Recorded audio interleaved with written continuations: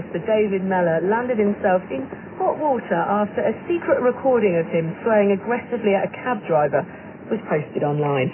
Mr. Mellor used his LBC radio show to apologise for his actions. There's no denying it, is there? What a week. I mean, really sorry, but probably no worse than I deserved. I can't think what possessed me to lose it with that cabbie the way I did. Okay, I had a case, but I threw it away by the way I spoke, and I'm really, really sorry about that. Well, he did throw it away, according to many of you on Twitter anyway. But what really goes on in the back of the cab and what we say in them, should it remain confidential? Joining me now is Justin Snedden, a black cab driver who used YouTube to publicly shame two bikers, bilkers, a phrase used by cabbies to describe customers who fail to pay for their services. Hi, Justin. Hi there, how are you? So, I'm very well, lovely to speak to you. Now, bilkers, is that right? That's right. Okay. Why did you decide to record these passengers?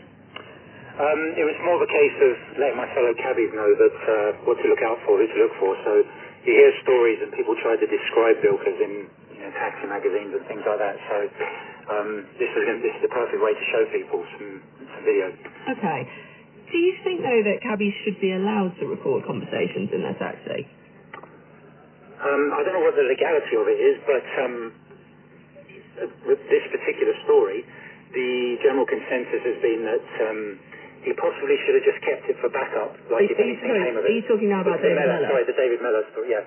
The David Mellor story, yes. He should have kept it maybe for backup as opposed to selling it.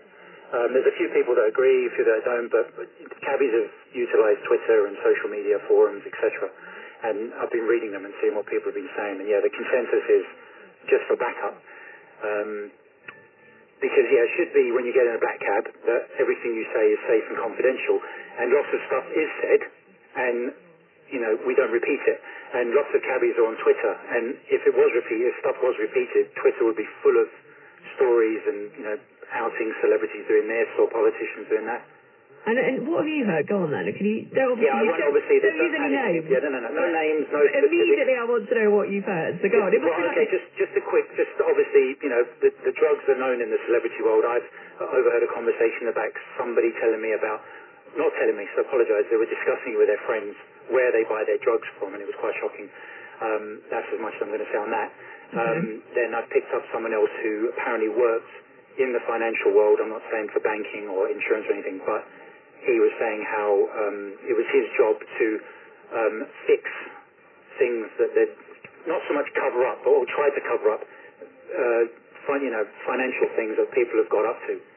Companies hire him, and half of it, is it real? Is it the truth? Why would he be why were you making up such a silly story? And why would he be revealing this to a cab driver? It was very bizarre, so I just kind of listened to it. Okay, that's what you do, that's what you do. So hang on, he wasn't saying that to you, or he was? No, he was on his own. It was a sort of half an hour drive, and he was telling me the story. He had a few to drink. He wasn't completely drunk, but he was loose, and he was just saying, yeah, I do this, and they ring me up, and I've got it. And the stuff they get up to is just, it'll make you, just shocking. It's sort of a bit like a confessional, maybe, I imagine, in the back of a cab sometimes. Yeah, it's not. I'm not saying. Those are sort of minor things, I guess. I've not got any majorly big stories to talk about. Lots of cabbies probably have their different things they've heard, but just little things like that just make you smile, like make you laugh. I remember I'd taken the guy home, and he was on the phone. He's saying, "Yeah, sorry, honey. Sorry, the meeting overrun. I'm on a bus now." So he's in the back of my cab. So just little things that make you smile. So tell me about, when do you actually turn on a recording device? When do you make that decision? I've never. With the bilkers. Yeah. What it was, I had them in the car for about 20 minutes until I clocked on. I've heard this story before. I'm sure I've seen this guy before. He's pulling the same story as he did last year. It's a case of, I need you to give me £10-15 so I can get my £40,000. That was the word he used. Out of the back of a car, and he says, unless you give me that, I can't get the money and I can't pay you. So the story started going towards then. I went, no, I know this, and I've read the story in taxi papers. This had come up, other drivers had spoken about this, right. And I recorded it, and to be fair, I haven't heard it since, so maybe it's worked. And I'll tell you a little add-on to this. I was contacted several months ago. This has been on the YouTube for a few years. I was contacted by someone doing the knowledge, saying that he knows the woman in the video saw it, and she was obviously upset, and she apologised. She said, "Could you take it down?" And I said, "Well, I'll take it down if you give me £100, and I'll donate it to my chosen charity." I never heard another word, so it's Sorry, the woman who was featured in your video? Yeah, the woman in it. She apologised, says, I'm clean, I'm not doing anything anymore. I was,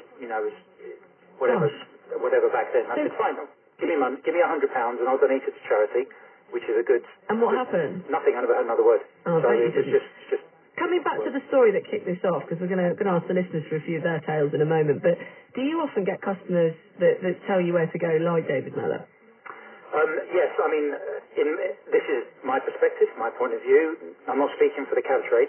I don't like to argue with customers. I might say, well, okay, well, I think this way's better. But generally, the idea is that if they direct you, you want to go the straightest, the fastest route anyway. So that the cheapest fare. If they want to direct you, it can only be longer. So good stuff. As far as I'm concerned. Yeah. But if the other side could be where it doesn't happen at night, but more so in the daytime, if they want to direct you a certain way, and there's traffic on that route, and you're going to be stuck, you might say, no, we don't want to go that way, and cabbies might say, well, they should be able to. You should have to go where the customer tells you to go. But do you have a fight? Have you had a lot of rows like David Mellor started? Rather than sort of dwelling on the direction thing, do people talk to you badly? Yes, they do. And what it is, it's a bit like if you're a driver and you pull out and somebody, if you pulled in in front of someone's car and they get ready to have a go at you, if you apologise straight away, you can suddenly see them deflated. Like, oh yeah, no problem. Okay, as soon as you just go in there with, I'm really sorry I took this route, or okay, I'll knock a few pounds off at the other end, they suddenly change. They're like, no, don't worry, mate. I'm really sorry. It's been a bad day. I shouldn't have questioned you. Don't worry about it. It's just I've just had an awful day. That's how you kill it with kindness. Just thank you very much indeed. Black cab driver there giving us the inside track.